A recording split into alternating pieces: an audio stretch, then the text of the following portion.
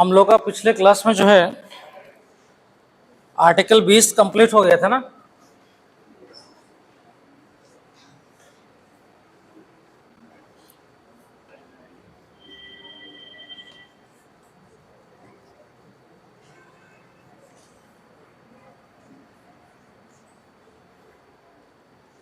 Article 20 complete हो गया था, हो गया 20 खत्म हो गया था ना। क्वेश्चन दिए थे ना।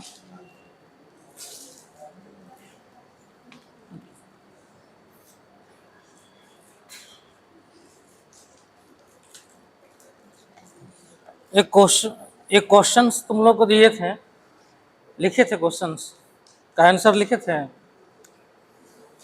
नहीं, क्यों नहीं लिखे? बहुत इजी क्वेश्चंस तो था, वो बहुत टफ भी नहीं दिए थे, बहुत इजी क्वेश्चंस था। लिखना चाहिए था, छुट्टी भी कल था। नहीं लिखेंगे तो फिर कैसे डेवलप होगा? राइटिंग स्किल कैसे डेवलप होगा? चुपचाप रहने से डेवलप नहीं होगा, काम करना पड़ेगा। समझ में? बहुत सिंपल सा क्वेश्चन था। देखो, कभी भी जो है क्वेश्चन का आंसर अगर हम लोग लिखें, सिंपल सा है। उसमें क्या था कि जो है आर्टिकल 19 के अंतर्गत जो है वाक एवं अभिव्यक्ति की स्वतंत्रता की व्याख्या करना था। यही था पहला क्वेश्चन का पार्ट। कभी भी क्वेश्चन अगर हम लोग देखें तो क्वेश्चन को हम लोग क्या करते हैं, उसका डिवीजन करते हैं, उसका जो है तोड़ते हैं क्वेश्चन को, कि हमको लिखना क्या है उसमें। तो पहला पार्ट उसका क्या हमको निकल के आता है कि हमको आर्टिकल 19 के अंतर्गत जो है वाक एवं अभिव्यक्ति की स्वतंत्रता है, उसके बारे में व्याख्या करना है। व्याख्या करने का मतलब होता है जो भी दिया हुआ उसके साथ जो भी उसके संबंधित है, उन सारे चीज़ों को जो है व्याख्या कर देना होता है। क्योंकि वो सिंपल सा बात है कि वाक एवं अभिव्यक्ति तो दिया ही है, अब उसको जो है आपको उसके बारे में डिस्कस कर देना है। समझ में? तो डिस्कस जब करेंगे तो उसका हर पक्ष का हम डिस्कशन करेंगे ना। समझ में? तो उसके हर पक्ष का जो है डिस्कशन आपको उसमें कर देना है। तो क्वेश्चंस में जो है पहला जो पार्ट है, जो हम लोग जो है आर्टिकल जो है 19 के बारे में जो है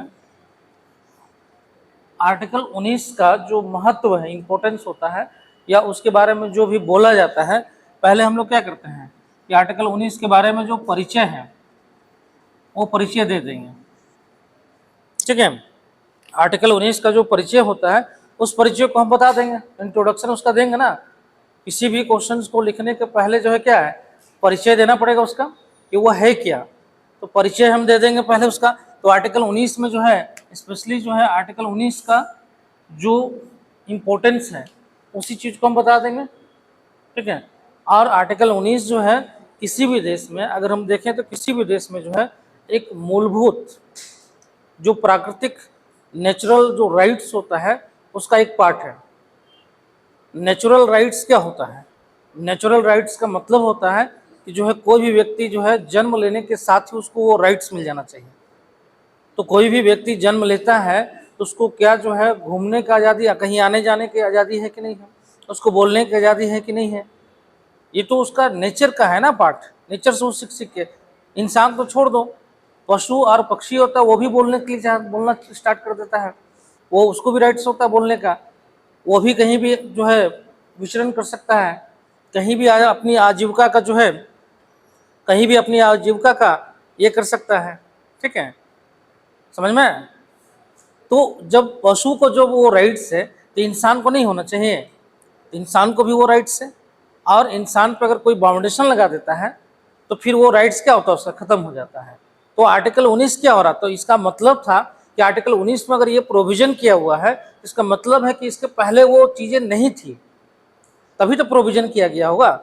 अगर जो चीज़ें पहले से स्थापित था तो उसके लिए प्रोविजन करने की जरूरत नहीं है, लेकिन अगर जो चीज़ें नहीं है तब हमको प्रोविजन करना पड़ेगा उसके लिए। तो हम लोगों को मौलिक अधिकार में आर्टिकल 19 के अंतर्गत जो है वाक एवं अभिव्यक्ति की स्वतंत्रता हो, कहीं आने जाने की स्वतंत्रता हो, कहीं भी जो है व्यवसाय करने की स्वतंत्रता हो, इन सब चीज़ों को रखा गया है। इसका मतलब है, रखने का मतलब है कि इसके पहले इन चीज़ों की व्यवस्था नहीं थी, इसलिए जो है संविधान सभा ने इन चीज़ों को स्थापित किया है। क्यों? क्योंकि ये चीज़ें मूलभूत जो है बुनियादी आवश्यकता है लोगों की, और ये चीज़ें जो है मिलनी चाहिए, इसीलिए क्या है उसको जो है रखा गया है। तो आर्टिकल 19 का महत्व जो है एक तरीके से जो है नेचुरल राइट के रूप में है, जन्म लेने के साथ जो है इंसान को मिलना चाहिए, वो राइट से इसमें डाला हुआ है।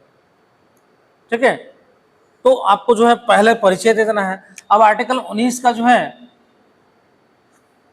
19 आर्टिकल 19 का क्लाउज 1 का ए, ठीक है, क्लाउज 1 को जो है आपको क्या करना है, क्योंकि क्लाउज 1 में ही वाक एवं अभिव्यक्ति की स्वतंत्रता है।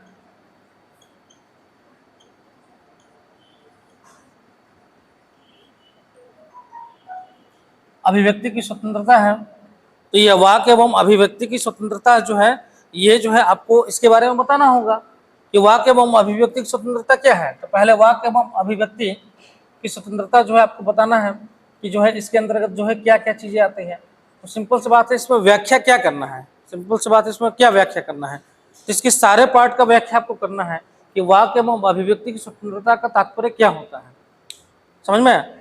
तो आपको इसमें जो है अभिव्यक्ति की स्वतंत्रता क्या होता है, तो अकॉर्डिंग टू इसका जो है व्याख्या आप कहाँ करेंगे, इसका व्याख्या जो है अकॉर्डिंग टू जो है सुप्रीम कोर्ट, सुप्रीम कोर्ट ने जो व्याख्या किया है उसी व्याख्या को यहाँ पे चिपका देंगे, समझ में, उसी व्याख्या को हम यहाँ चिपका देंगे, सुप्रीम कोर्ट के द्वारा जो दिया गया है व्याख्या, बस इसी चीज को यहाँ पे बताना है आपको। आर्टिकल 19 के बारे में, 19 क्लाउज 1 के बारे में जो है, जो ए नंबर का पॉइंट है वाक एवं अभिव्यक्ति, उसके बारे में जो भी सुप्रीम कोर्ट का डिसीजन है, जैसे डिसीजन हमने बताया है जानने का अधिकार, सूचना का अधिकार, ये सारी चीजों को बता देना है, समझ में। यही आर्टिकल 19 का व्याख्या हो जाएगा आपका। क्या आर्टिकल 19 का व्याख्या, अब उसमें लिखेंगे कि आर्टिकल 19 के अंतर्गत जो है सिर्फ बोलने की या अभिव्यक्त करने की स्वतंत्रता नहीं है, बल्कि सुप्रीम कोर्ट के द्वारा जो है इसकी व्याख्या जो है वृहद स्तर पर किया गया है, समझ में, वृहद स्तर पर किया गया है। तो वृहद स्तर पर कैसे किया गया है आप उसको अलग अलग एंगल से बताएंगे, ठीक है। उसमें जो है राइट टू प्राइवेसी का भी अधिकार है, जानने का अधिकार भी है, सूचना का अधिकार भी है, झंडा फहराने का अधिकार भी है, चुप रहने का भी अधिकार है, उन सारे जो है चीज़ों को आप इसमें शामिल कर देंगे, ठीक। तो ये वो आपका जो है वाक और अभिव्यक्ति स्वतंत्रता का जो है पूरा व्याख्या हो जाएगा, आप उसको पूरा को जो है डील कर देंगे आप। उसके बाद दूसरा पॉइंट क्या है कि इसकी सीमाएं हैं, इसकी सीमाएं हैं। दूसरा पॉइंट है कि मतलब क्या है इसके अंतर्गत जो है, क्या है इसके अंतर्गत जो है क्या सीमाएं इनकी हैं। तो सीमाएं जो है इसका क्या है, वाक एवं अभिव्यक्ति की स्वतंत्रता के अंतर्गत क्या है, इसकी सीमाएं भी आपकी है, और सीमाएं किस आधार पर लगता है तो आप उसमें जिक्र करेंगे लोकहित के आधार पर, है ना, लोकहित के आधार पे, संप्रभुता के आधार पे, अखंडता के आधार पे, ठीक है। उसके अलावा जो है लॉ एंड ऑर्डर के आधार पे, ठीक है। उसके अलावा जो है ये कर सकते हैं कि जो है इसमें ये भी आ सकता है मानहानि, ठीक है, मानहानि के आधार पे इस पर रोक लगता है। उसके अलावा जो है हेट स्पीच पे जो है रोक लगता है, ठीक है। उसके अलावा जो है फेक न्यूज पर रोक लगता है, ठीक है। ये सारा चीज़ आ जाता है इसमें। अब इसकी सीमाएं हम बता देंगे। अब इसी सीमाओं को आपको ये करना है कि संप्रभुता के आधार पर अगर कोई इस तरह के कार्य करता है तो जो है सरकार उसके ऊपर जो है कार्रवाई कर सकती है। कोई हेट स्पीच पे जो है, कोई हेट स्पीच जो है कोई देता है, उसके आधार पर सरकार उसके ऊपर कार्रवाई कर सकती है। उसके अलावा भी आप दे सकते हैं फिल्म, है ना, फिल्म पे भी, फिल्म में भी अगर उस तरीके का कोई पोर्शन है जो गलत संदेश देता है या जो है किसी को जो है बदनाम करता है तो उस आधार पर भी कार्रवाई हो जाता है। तो आप वो हर चीज़ दे देंगे जिस पर जो है आपको बोलने की स्वतंत्रता पर जो है बाउंडेशन लगाया जा सकता है, वही इसकी सिवाय है, समझ में। हाँ, इसी के बारे में आपको डिटेल में बता देना, 2-4 पॉइंट में कंप्लीट हो जाएगा, बस यही तो है इसमें। बहुत इजी क्वेश्चन था, आराम से इसको लिख सकते थे, कोशिश ही नहीं की। अगर कोशिश करते हैं तो आराम से लिख लेते हैं इसको।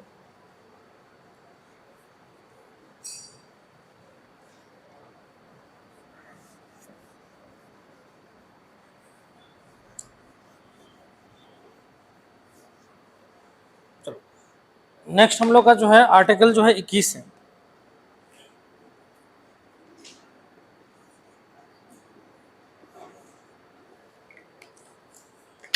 ठीक है, आर्टिकल 21 है। आर्टिकल 21 देखो, पॉलिटी में दो आर्टिकल से जहां से क्वेश्चन मोस्ट इंपॉर्टेंट है कि वहां से क्वेश्चन एराइज होता ही होता है। ठीक है, एक तो आर्टिकल 19 बता दिया तुमको, जहां से क्वेश्चन जो है एराइज होता है, ये द मोस्ट इंपॉर्टेंट चैप्टर है। दूसरा है आर्टिकल 21, ये भी जो है मोस्ट इंपॉर्टेंट चैप्टर है, जहां से क्वेश्चन बनता ही बनता है हर एग्जाम्स में, हर एग्जाम्स में, चाहे वो जेपीएससी हो, बीपीएससी हो, छत्तीसगढ़ पीसीएस हो, उत्तराखंड हो, हिमाचल प्रदेश हो, यूपी पीसीएस हो, हर एग्जाम में जो है ये दो टॉपिक ऐसे हैं जहां से क्वेश्चन एराइज होता ही होता है ना। और ये मेंस में भी होता है और पीटी में भी होता है, दोनों जगह ये लाभदायक है। पीटी में भी क्वेश्चन आ जाएगा आर्टिकल 19 या 21 से, या मेंस में भी क्वेश्चन आ जाएगा। आर्टिकल 21 को देखें, 21 जो है दो भाग में बटा हुआ है, एक तो है आर्टिकल 21 और दूसरा है आर्टिकल 21A। ठीक है, क्योंकि आर्टिकल 21A बाद में जोड़ा गया है। ठीक है, लेकिन आर्टिकल 21A के अंतर्गत जो है, इसमें जो है आर्टिकल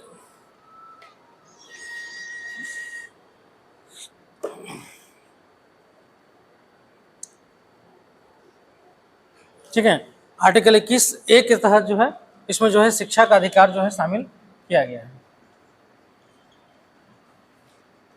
ठीक है,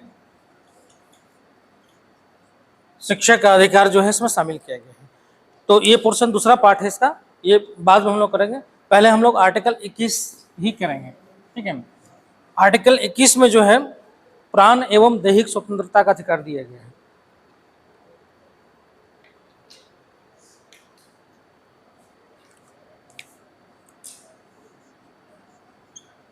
प्राण एवं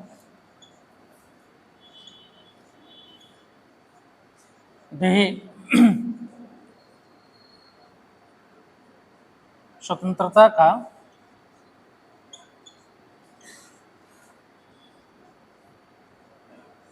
अधिकार, प्राण एवं दैहिक स्वतंत्रता का अधिकार। ठीक है, प्राण, इसमें दो वर्ड है, एक है प्राण, प्राण समझते हैं ना, मतलब बोलते हैं ना लाइफ, है ना, उसको हम लोग इंग्लिश में टर्मिनोलॉजी यूज करें तो लाइफ, है ना। तो प्राण जो है जिसको हम लोग जीवन भी बोलते हैं, है ना। तो किसी भी व्यक्ति को जो है प्राण एवं दैहिक स्वतंत्रता बोलते हैं ना, कि जो है उसकी प्राण की स्वतंत्रता है, मतलब उसके जीवन की स्वतंत्रता है। तो जीवन की स्वतंत्रता का मतलब क्या हो गया कि इसमें टर्मिनोलॉजी यूज किया गया है विधि द्वारा स्थापित प्रक्रिया को छोड़कर। मतलब इसमें क्या टर्मिनोलॉजी यूज है कि विधि द्वारा स्थापित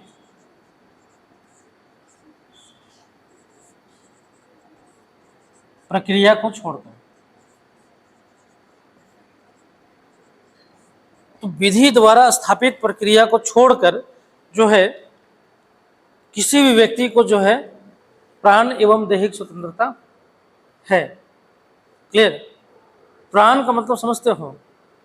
प्राण का मतलब होता है कि जो है शरीर और आत्मा का जो है मिलन। जब शरीर और आत्मा का जो है विच्छेद हो जाएगा तो प्राण आपका खत्म हो जाएगा, मर गए आप, डेथ होगा। तो प्राण का मतलब है किसी को भी व्यक्ति को जो है शरीर और आत्मा का विच्छेद नहीं किया जाएगा। समझ में? नहीं किया जाएगा। किसी व्यक्ति को जो है मरने का अधिकार तक नहीं है।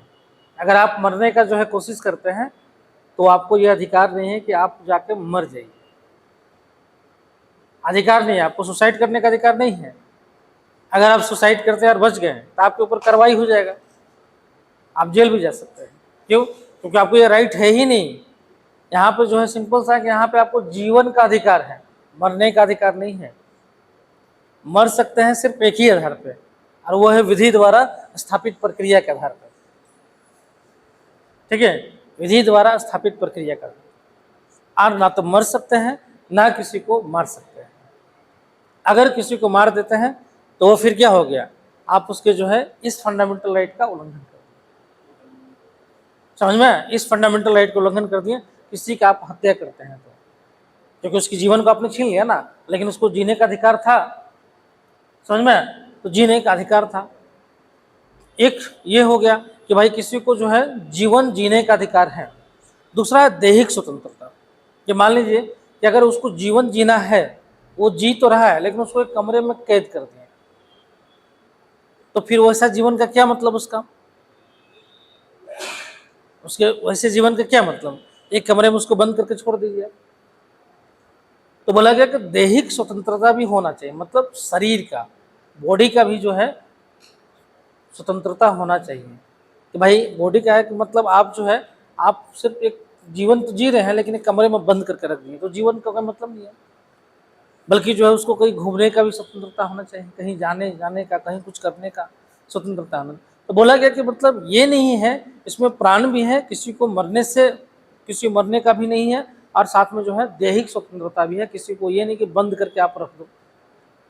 समझ में? तो दोनों चीज इसमें शामिल किया गया कि प्राण एवं दैहिक स्वतंत्रता।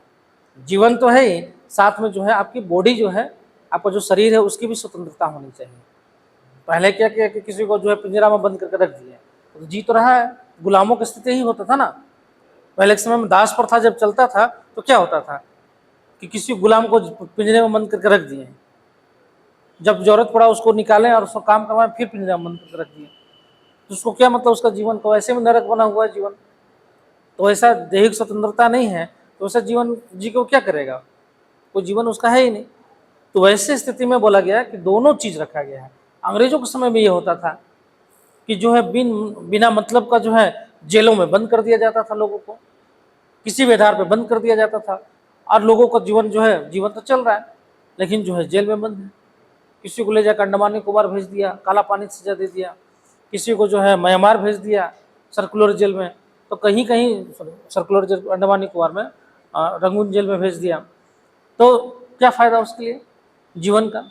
जी तो रहा है लेकिन कोई मतलब ही नहीं जीवन का। इसलिए हमारे संविधान में जो है ये प्रोविजन किया गया है कि जो है आर्टिकल 21 के तहत जो है प्राण एवं दैहिक स्वतंत्रता का जो है प्रोविजन है। प्राण एवं दैहिक स्वतंत्रता का जो है, इसका अगर देखोगे तो विधि द्वारा स्थापित प्रक्रिया, तो विधि द्वारा स्थापित प्रक्रिया कब? मान लीजिए कि आपको फांसी की सजा सुना दिया गया, ये विधि द्वारा है, तो आपके जीवन को खत्म किया जा सकता है। कब? विधि द्वारा।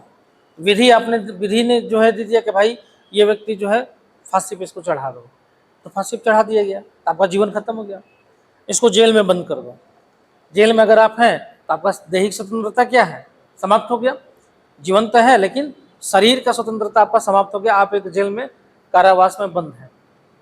तो आपका जो है विधि द्वारा स्थापित प्रक्रिया के द्वारा जो है ये अधिकार आपका छीना जा सकता है, लेकिन उसके बिना जो है आपका ये अधिकार नहीं छीना जाएगा। ठीक है।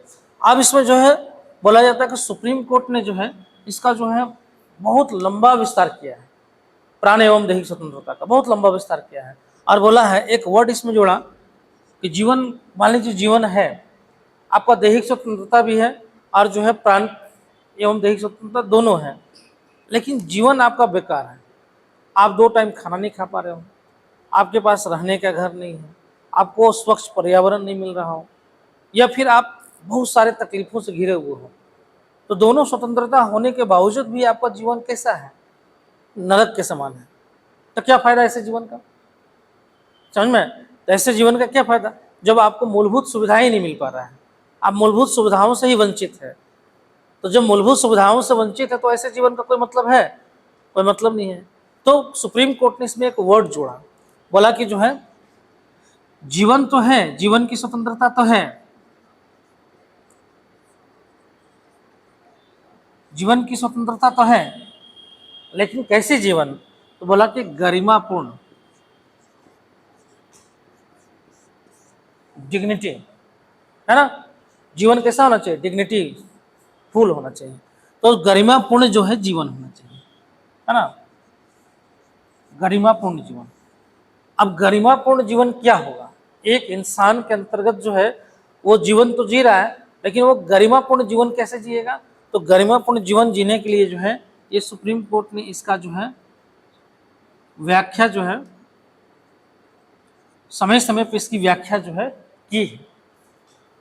समझ में, समय समय पे इसकी व्याख्या की है कि गरिमापूर्ण जीवन के लिए मनुष्य को क्या आवश्यकता है। समझ में, अब इसी व्याख्या में जो है इतना बड़ा इसका बृहद व्याख्या हुआ है, इतना बड़ा बृहद व्याख्या हुआ है कि जो है अब इसमें पर्यावरण का भी अधिकार शामिल हो गया, इसमें जो है आजीविका पाने का भी अधिकार शामिल हो गया, इसमें जो है स्वास्थ्य का भी अधिकार शामिल हो गया, इसमें रहने का भी अधिकार शामिल हो गया। समझ में, इसमें जो है इसमें अगर देखेंगे हम लोग तो जो है एक तरह से जो है स्वच्छ वायु, स्वच्छ जल, है ना, या जो है इसके अंतर्गत जो है अन्य जो भी मूलभूत आवश्यकताएं हैं उन सब अधिकारों को इसमें शामिल कर दिया गया है। जैसे आर्टिकल 21A भी शिक्षा का अधिकार जो है, राइट टू एजुकेशन भी जो है वो मूलभूत अधिकार में शामिल कर दिया। एक मनुष्य का जीवन जो है गरिमापूर्ण कब होगा, जब वो शिक्षित होगा, जब उसको शिक्षा मिलेगा, उसका बौद्धिक विकास होगा, तो शिक्षा का अधिकार भी इसमें शामिल कर लिया। समझ में, इसमें कई चीजें जो है शामिल होती चली गई और इसका दायरा जो है वृहद हो गया, इसका दायरा वृहद हो गया, एक विस्तृत दायरा में जो है चला गया। ठीक है, तो आपको जो है सिर्फ यहीं तक नहीं पढ़ना है, बल्कि जो है इसका गरिमापूर्ण जीवन, डिग्निटी लाइफ जो है, ये वाला जो है पोर्शन से ज़्यादा क्वेश्चन आता है कि जो है गरिमापूर्ण जीवन के द्वारा जो है क्या क्या शामिल जो है और किस तरीके से सुप्रीम कोर्ट ने जो है उस चीज़ों को जो है बढ़ा दिया है। ठीक है, उसमें लिखो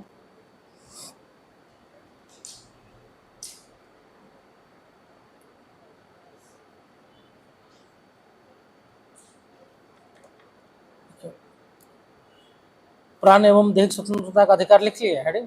देखिए, विधि के द्वारा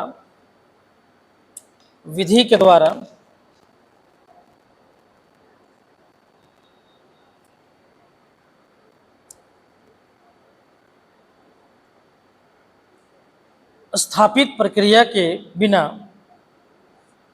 विधि के द्वारा स्थापित प्रक्रिया के द्वारा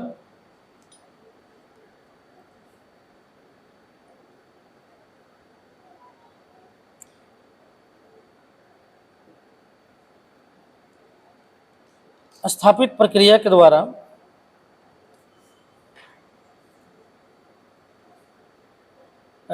सॉरी एक मिनट, क्या लिखें, स्थापित प्रक्रिया के बिना लिखिएगा, द्वारा नहीं, के बिना किसी भी व्यक्ति को, स्थापित प्रक्रिया के बिना किसी भी व्यक्ति को प्राण एवं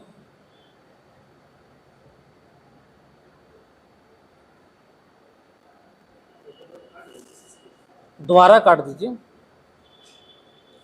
विधि के द्वारा स्थापित प्रक्रिया के बिना किसी भी व्यक्ति को प्राण एवं दैहिक स्वतंत्रता से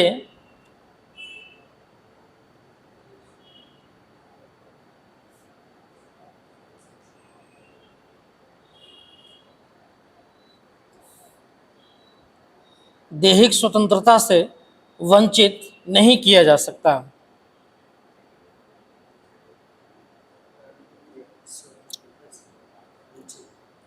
वंचित नहीं किया जा सकता।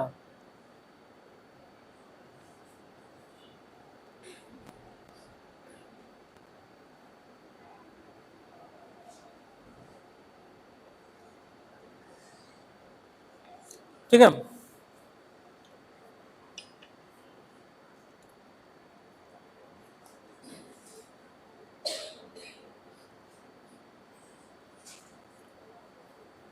उसमें लिखो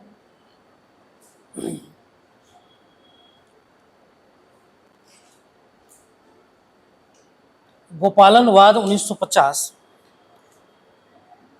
उसमें केस का नाम लिखो, गोपालनवाद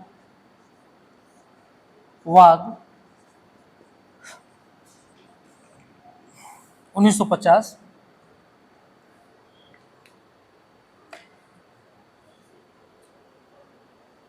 में सर्वोच्च न्यायालय ने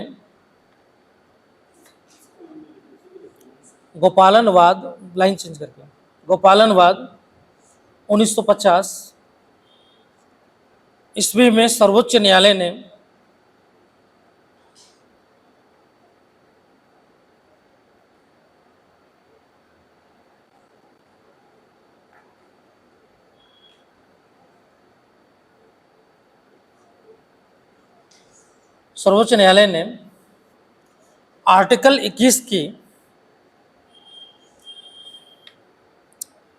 आर्टिकल 21 की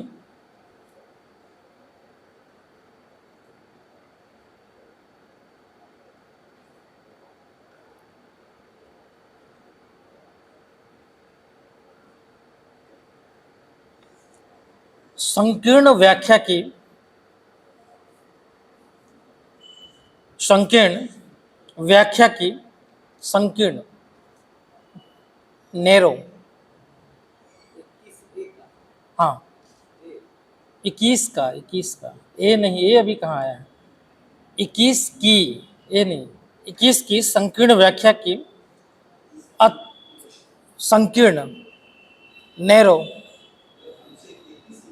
हाँ आर्टिकल 21 की संकीर्ण व्याख्या की अतः विधि द्वारा स्थापित प्रक्रिया के तहत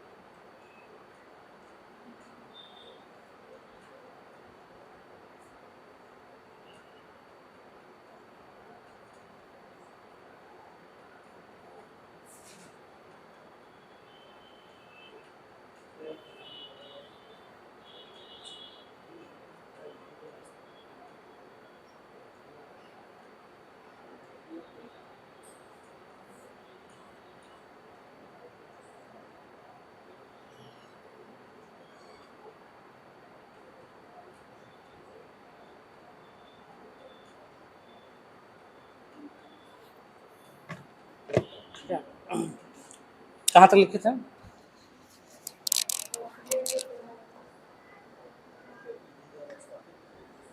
हाँ, सुप्रीम कोर्ट ने आर्टिकल 21 की संकीर्ण व्याख्या की अतः विधि के द्वारा स्थापित प्रक्रिया अतः विधि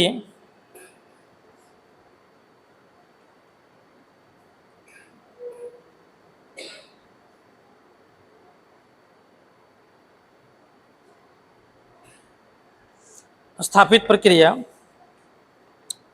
के तहत माना गया कि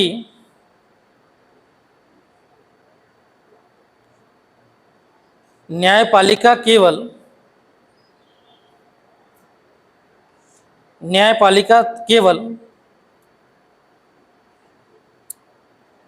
कार्यपालिका के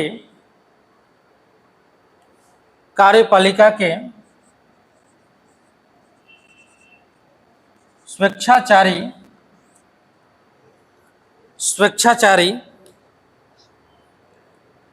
कार्यों की समीक्षा कर सकती है। स्वेच्छाचारी कार्यों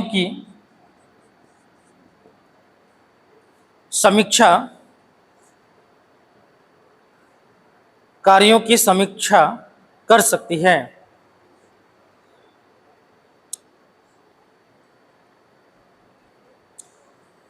यह विधायिका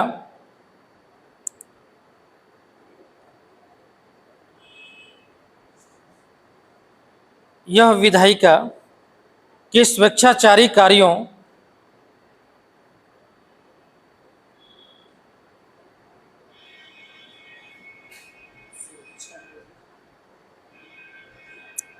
स्वेच्छाचारी कार्यों की समीक्षा नहीं कर सकती है।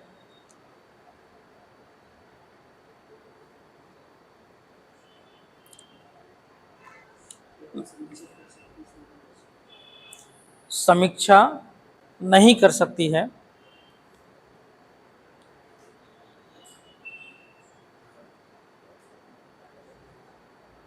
ठीक है, तो इसमें इसलिए लिखवा है क्योंकि ये पॉइंट जो है शुरुआती दौर में क्या था कि जो है विधि द्वारा स्थापित प्रक्रिया है ना, इसमें बोला गया कि अगर विधि द्वारा स्थापित जो प्रक्रिया है, क्योंकि इसमें क्या है कि विधि द्वारा स्थापित प्रक्रिया को छोड़कर किसी को भी जो है जीवन जीने की स्वतंत्रता है, लेकिन विधि द्वारा स्थापित प्रक्रिया अगर विधि मान लीजिए अगर स्वेच्छाचारी बना दिया गया तो फिर क्या होगा। मान लो कि यहाँ पे तो एक वर्ड डाला गया है कि विधि द्वारा स्थापित प्रक्रिया को छोड़कर, है ना, विधि द्वारा स्थापित प्रक्रिया को छोड़कर, है ना, बोला गया कि विधि द्वारा स्थापित प्रक्रिया को छोड़कर। लेकिन विधि अगर जो है निरंकुश हो जाए तो फिर क्या होगा। विधि अगर निरंकुश हो जाएगा तो फिर क्या होगा। विधि जो है उचित होना चाहिए ना, उचित विधि होना चाहिए। तो यही तो होता था हमेशा कि मान लीजिए विधि के द्वारा जो है स्थापित प्रक्रिया, तो राजा जो होते थे, जहां राजतंत्र होता था, वो तो विधि द्वारा ही लोगों का जो है जीवन छीन लेते थे। राजा का आदेश हुआ तो विधि बन गया। राजा ने बोला कि इसको जो है ऊपर से फेंक दो, तो फेंक दिया गया। क्यों? क्योंकि विधि था। राजा ने बोला विधि है, राजा ने बोला कि जो है हाथी से कुचलवा दो, तो विधि बन गया क्योंकि राजा का आदेश था। क्योंकि राजा ही पहले क्या था, वही जो है नियम बनाता था, वही कानून बनाता था। किसको किस सजा के लिए किस अपराध के लिए क्या सजा मिले, ये राजा तय करता था। मतलब वहां व्याख्या नहीं था ना अपराध का, अपराध का व्याख्या तो था नहीं कि भाई ये अपराध करेगा तो ये दंड मिलेगा। उस समय तो अचानक अपराध आया और उस पर क्या दंड मिलना चाहिए राजा खुद ही निर्णय कर लेता था, तो तत्काल नियम बनता था। ठीक है, अब फिर दूसरा व्यक्ति अगर उसी तरह कार्य किया तो उसको जो है जेल में डाल दिया 4 साल के लिए। दूसरे के हाथी से कुचलवाया और दूसरे को जेल में डाल दिया गया। तो वहां भी नियम क्या होता था, दूसरे अलग अलग लोगों के लिए अलग अलग होता था। तो विधि द्वारा स्थापित प्रक्रिया का मतलब था कि विधि द्वारा जो उचित विधि है उसके द्वारा स्थापित प्रक्रिया, मतलब वैसा विधि किसी को जो है जीवन की स्वतंत्रता से जो है बाहर कर सकता है जो उस तरीके के कार्य किया हो। जैसे मान लीजिए किसी को फांसी का सजा देते हैं, तो कैसे लोगों को फांसी के सजा दे दे, कोई जो है निर्दोष व्यक्ति को दे दे, या फिर बहुत जो है क्रिमिनल टाइप का आदमी है जो दूसरे के जो है हत्या कर दे रहा है, दूसरे का जीवन छीन ले रहा है, तो वैसे व्यक्ति आगे रहकर जीवन आगे रहेगा तो वह दूसरे का जीवन भी छीनते रहेगा, तो इसलिए उसको फांसी की सजा दे दिया गया। तो इसलिए जो है बोला गया कि विधि द्वारा स्थापित प्रक्रिया, जो विधि बना हुआ है उसके स्थापित प्रक्रिया। अब विधि जो है कौन बनाता है, तो विधि अगर हम लोग देखें तो विधि बनाने का 2 सोर्स है। विधि बनाने का दो सोर्स, एक तो कार्यपालिका और दूसरा विधायिका। विधि तो दो ही बनाएगा ना, या तो कार्यपालिका बनाएगा या तो विधायिका बनाएगा। कार्यपालिका जो है आदेश के द्वारा विधि बना दिया जाता है। जैसे मान लीजिए विधि बना दिया कि नोटबंदी जो है 500,000 रुपया का नोट जो है बंद, तो विधि बन गया, रिजेक्ट हो गया, अब कहीं नहीं चलेगा, ठीक है। विधायिका नहीं बनाया, लेकिन कार्यपालिका निर्णय के द्वारा, आदेश के द्वारा जो है विधि बना दिया। तो विधि कार्यपालिका भी बना सकती है और जो है विधायिका बना सकती है। अब जो गोपालनवाद था 1950 में, इसमें जो है संकीर्ण व्याख्या इसलिए बोला जाता है, मतलब बहुत नैरो जो है उसकी व्याख्या करना, नैरो माइंडेड होना, है ना, इसलिए बोला जाता है क्योंकि उसने बोला कि सिर्फ कार्यपालिका के द्वारा अगर स्वेच्छाचारी मतलब होता है निरंकुश, है ना, निरंकुश अगर जो है विधि बना दिया जाए, है निरंकुश होता है मतलब जो है वैसा विधि जो सही युक्त ना हो, जिसको बोलते हैं उचित ना हो। निरंकुश होता है ना कि मतलब जो है लोगों के अधिकारों को समाप्त करने लगे, डिक्टेटरशिप उसको बोलते हैं हम लोग। डिक्टेटरशिप आ जाए, तानाशाही टाइप का हो जाए, अपना जो मन करे वो करने लगे, आप जो है संविधान की प्रक्रिया के अनुसार ना चले, समझ में, उसको बोले डिक्टेटरशिप। जैसे एग्जाम्पल ले लो, मान लो कि हम तुमको गलत पढ़ा रहे हैं, मान लो गलत पढ़ा रहे हैं, तुम बोले कि सर आप गलत पढ़ा रहे हैं, लेकिन हम तुमको डांट के बैठा दिए कि तुम गलत कैसे तुम बोल सकते हो हमको, हम जो पढ़ा रहे वही सही है। तुम बोले सर बुक में ये लिखा हुआ है, हम बोले बुक को हम नहीं मानते हैं, हम जो बोल रहे वही सही है, तो क्या हो गया, गुस्सा मेरा हो गया ना कि हम अपने बातों को मनवा रहे हैं तुमसे, तुम बहुत सोर्सेस भी दिखा रहे हो फिर भी हम नहीं मान रहे, हम जो बोल रहे हो वो पढ़ो तुम, यही निरंकुशता हो गया। यही हो गया कि कार्यपालिका जो है अगर उस तरीके का निरंकुश जो है विधि बना दे, है ना, जिसका जो है कोई उचित ना हो, मतलब फंडामेंटल राइट को हनन करने वाला हो जाए, ठीक है, तो यहाँ पे बोला गया कि कार्यपालिका जो अगर विधि निरंकुश विधि बना दे या स्वेच्छाचारिता वाला जो है विधि बना दे,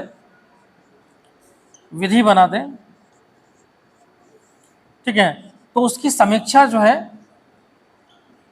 न्यायालय करेगी।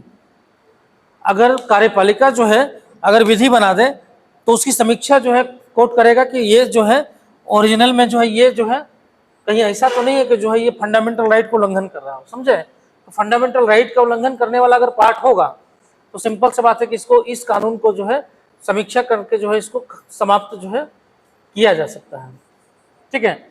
लेकिन विधायिका अगर उस तरह का निरंकुश अगर कोई कानून बनाता है तो उसकी समीक्षा नहीं होगा। क्यों? क्योंकि विधायिका को जो है ये अधिकार है। ये याद करो, जब हम लोग बताए थे ना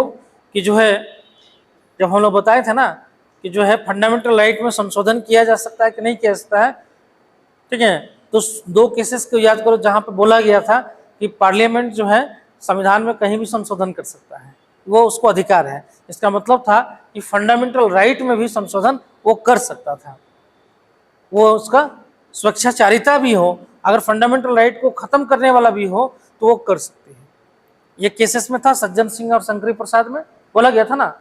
इन दो केसेस में जो बोला गया था तो वही केसेस को तो यहाँ स्पष्ट किया ना गोपालन केस में कि यहाँ पे विधायिका के जो है कार्यों को समीक्षा नहीं होगा। क्यों? क्योंकि उसको करने का अधिकार है।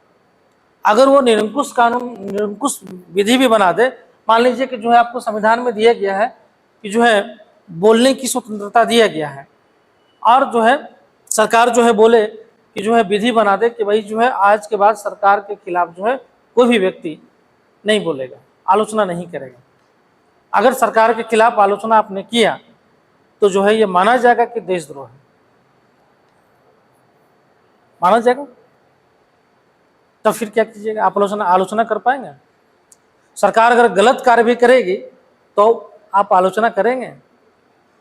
नहीं कर पाएंगे। क्यों? क्योंकि विधि बन गया है। तो ये विधि जो है निरंकुशता वाला विधि नहीं है कि लोगों को अधिकार है कि भाई सरकार अगर गलत काम कर रही है तो सरकार को रिस्पॉन्सिबल बनाने की आलोचना करे, चाहे विपक्ष हो चाहे जनता हो, कोई भी आलोचना करता है कि भाई आपने ये काम किया है, गलत काम किया है, ये काम किया, ये गलत काम किया है, ये काम आप नहीं कर सकते थे।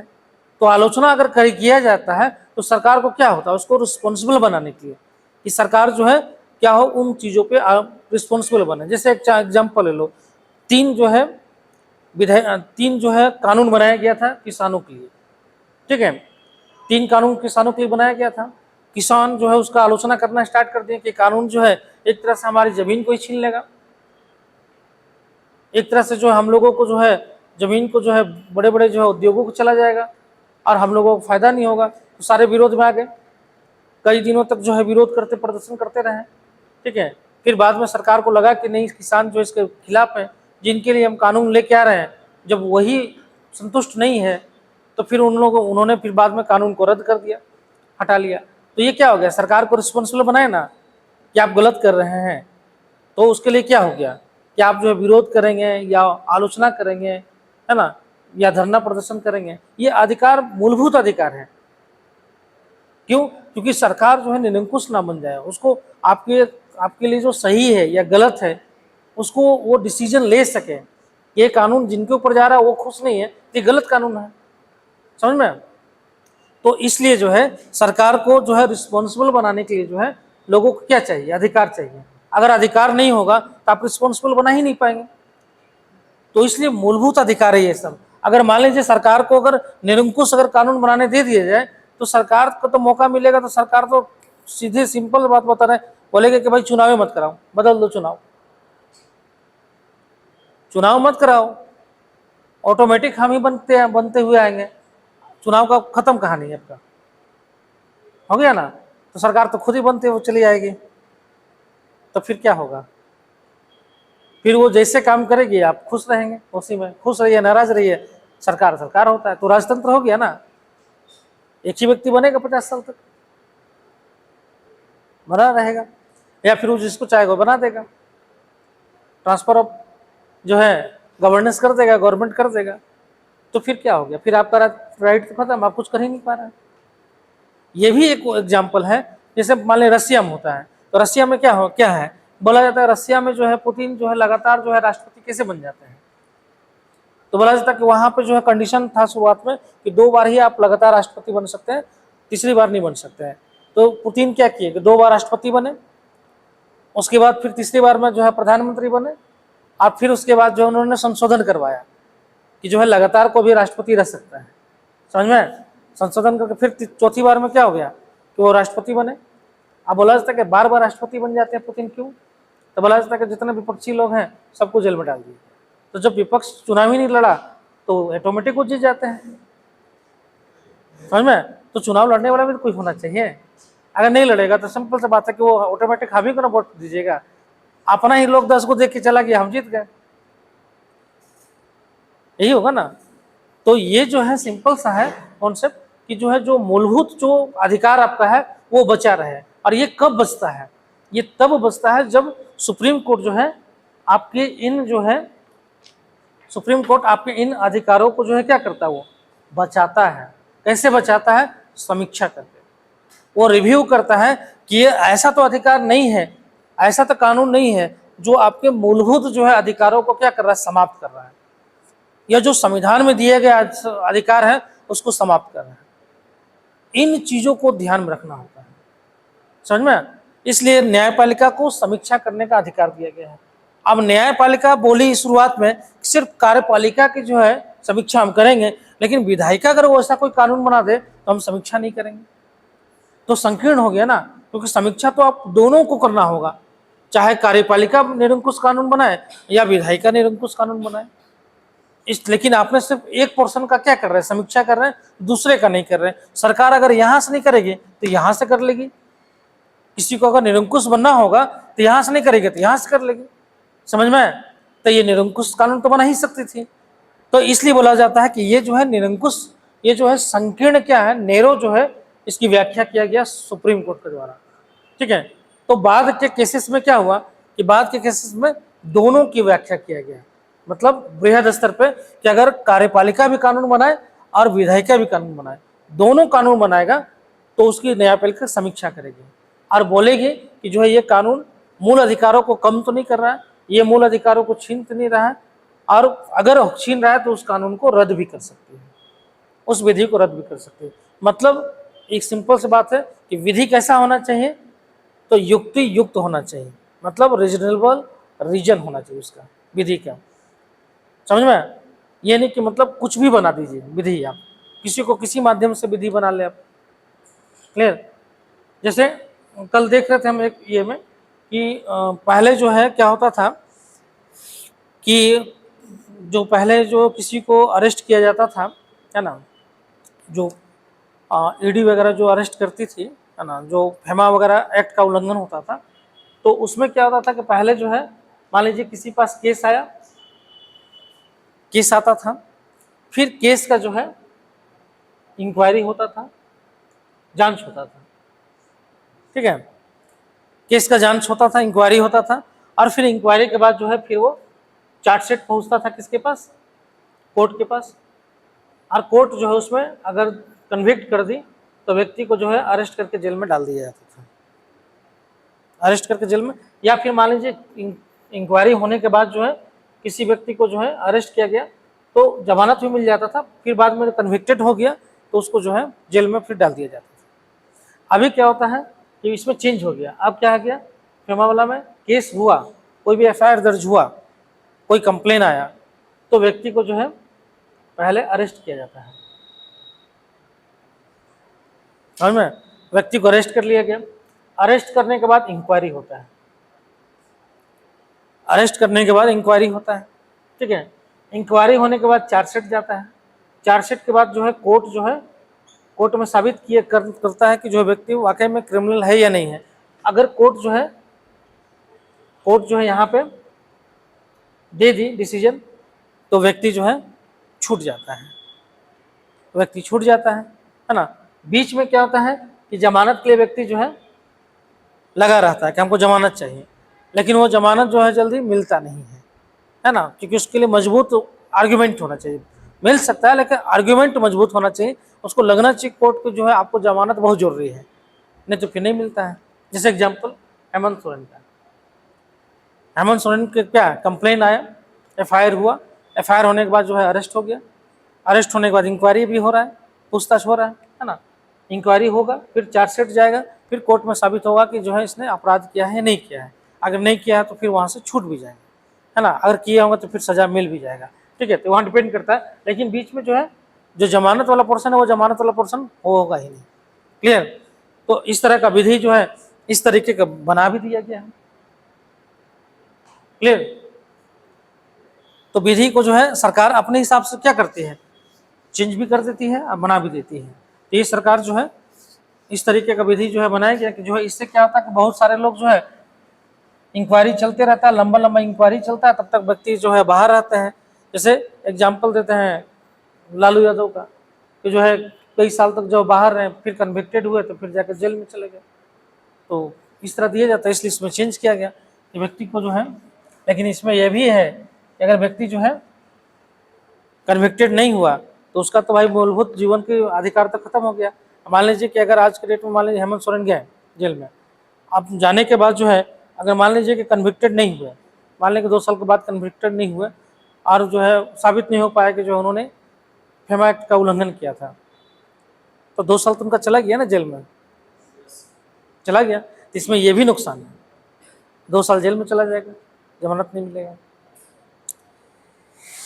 ठीक है, चलो अब इसमें जो है दूसरा है विधि द्वारा स्थापित प्रक्रिया, इसी में कर देते हैं।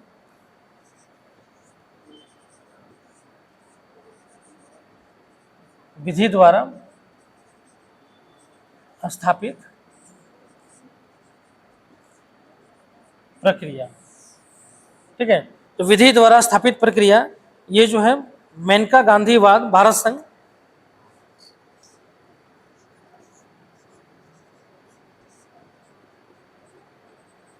मेनका गांधी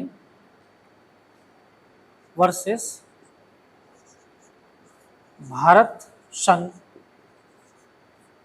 वाद 1978, 1978 1978। ठीक है, इस केस में जो है सही रूप से जो है व्याख्या, तो केस खाली याद रखना, पीटी में क्वेश्चन पूछ देता है ना। किस केस में जो है न्यायपालिका ने जो है संकीर्ण व्याख्या दी थी, या किस केस में जो है न्यायपालिका ने जो है आर्टिकल 21 के तहत जो है सिर्फ कार्यपालिका की समीक्षा की बात की थी। क्वेश्चन पूछ देगा पीटी में, ठीक है। अब इस केस में जो है विधि द्वारा स्थापित प्रक्रिया का जो है व्याख्या जो है कोर्ट ने जो है किया। कोर्ट ने व्याख्या किया कि विधि द्वारा स्थापित प्रक्रिया मतलब कार्यपालिका, दूसरा विधायिका।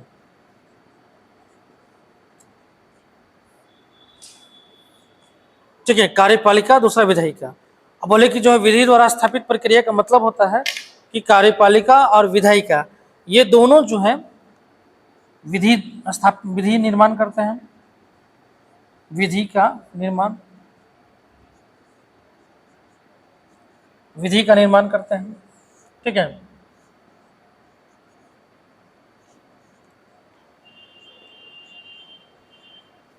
विधि का निर्माण दोनों करते हैं।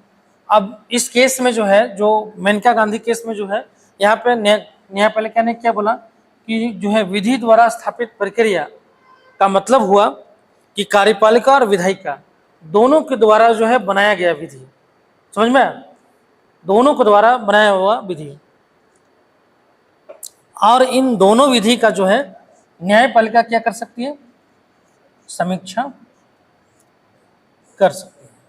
इन दोनों विधि का जो है न्यायपालिका समीक्षा कर सकती है। मतलब इसमें क्या है, इसमें जो है न्यायपालिका ने जो है आर्टिकल जो है 21 की क्या किया, विस्तृत व्याख्या की। इसमें जो है न्यायपालिका ने क्या किया, इसमें विस्तृत व्याख्या की, और गोपालनवाद में क्या था, संकीर्ण व्याख्या की थी। इसमें नैरो था और इसमें ब्रॉड था। क्लियर, ये दोनों टर्मिनोलॉजी याद रखना, पीटी में क्वेश्चन बनता है कि जो है निम्नलिखित में से, या पूछ देगा कि निम्नलिखित में से किस वाद में जो है न्यायपालिका ने आर्टिकल 21 की जो है संकीर्ण व्याख्या की थी। तो 4 गो वाद दे देगा, गोपालनवाद, मेनका गांधी वाद, सज्जन कुमार वाद, है ना, जो है ईश्वरी प्रसाद जो है वाद, 4 गो वाद दे देगा, किस दे देगा, पूछ देगा। और यह पूछ देगा कि किस केसेस में जो है न्यायपालिका ने जो है आर्टिकल 21 की विस्तृत व्याख्या की थी, ठीक है। 4 केसेस यहाँ भी दे देगा, ठीक है, क्लियर। या फिर क्वेश्चन ऐसे घुमा कर पूछ देगा कि न्यायपालिका ने आर्टिकल 21, न्यायपालिका ने जो है गोपालनवाद में आर्टिकल 21 की व्याख्या किस प्रकार से की थी, संकीर्ण की थी, है ना, या जो है विस्तृत की थी, या जो है मिश्रित जो है की थी, या इनमें से कोई नहीं की थी। तो उस तरह का जो है पूछ देगा। तो ये जो है आपको टर्मिनोलॉजी याद रखना है कि संकीर्ण किस्म की थी और जो है विस्तृत व्याख्या किस्म की थी। विस्तृत व्याख्या का मतलब क्या होता है, मतलब जो है कार्यपालिका जो है विधि का निर्माण, कार्यपालिका और विधायिका दोनों का यहाँ पे क्या कर सकता है, समीक्षा कर सकता है। और गोपालनवाद में सिर्फ कार्यपालिका के कार्यों को समीक्षा किया जा सकता था। क्लियर, इसमें लिखो मेनका गांधी वाद 1978 ईस्वी, मेनका गांधी वाद 1978 ईस्वी में सुप्रीम कोर्ट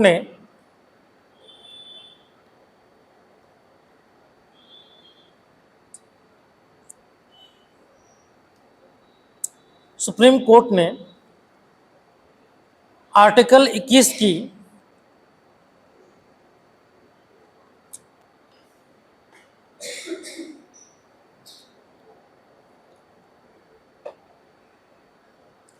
व्यापक व्याख्या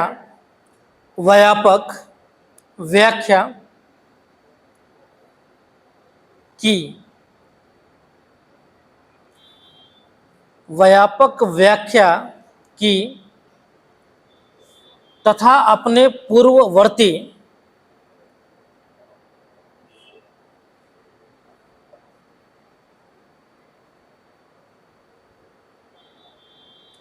तथा अपने पूर्ववर्ती निर्णय को उलट दिया।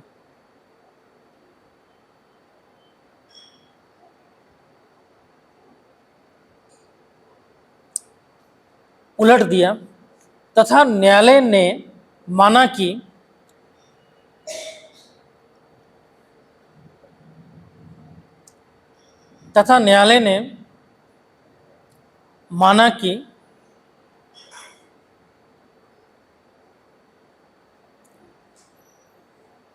विधि के द्वारा स्थापित प्रक्रिया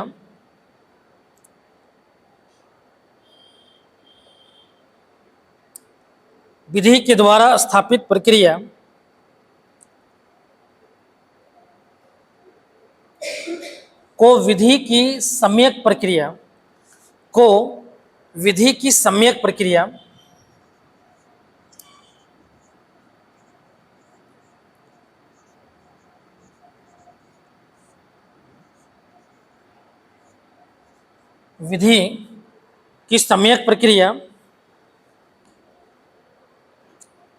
के रूप में समझा जाना चाहिए।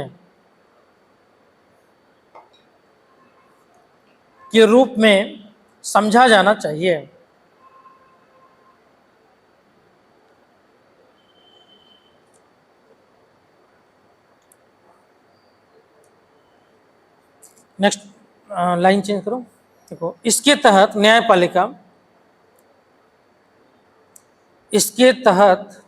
न्यायपालिका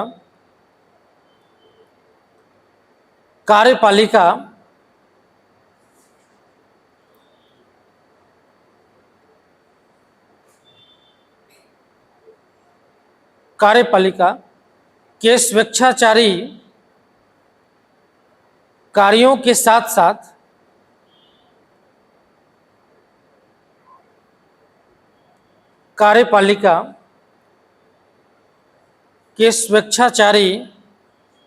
के साथ साथ विधायिका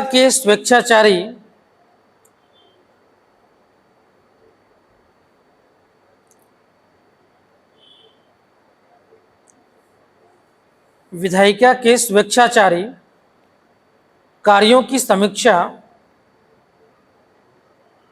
भी कर सकती है।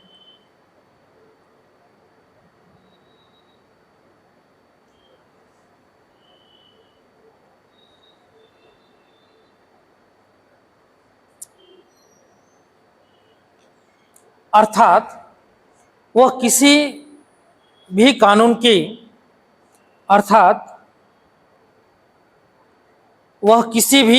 की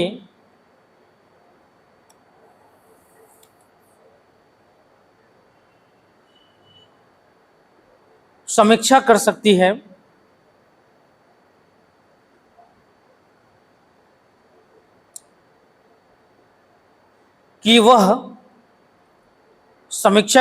है कि वह कानून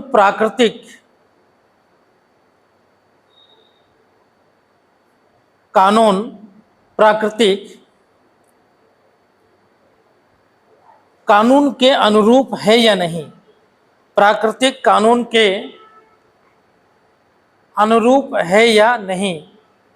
प्राकृतिक कानून मतलब होता है नेचुरल लॉ, है ना, आपको पढ़ना भी है, आपका सिलेबस में है नेचुरल लॉ।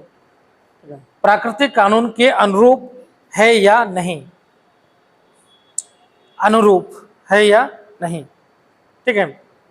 अब यहाँ पे जो है विस्तृत व्याख्या जो है किया गया और बोला गया सुप्रीम कोर्ट के द्वारा कि देखो यहाँ पे जो है अभी तक जो है जो ये बात हो रहा था कि जो है दो इसमें थ्योरी है ना,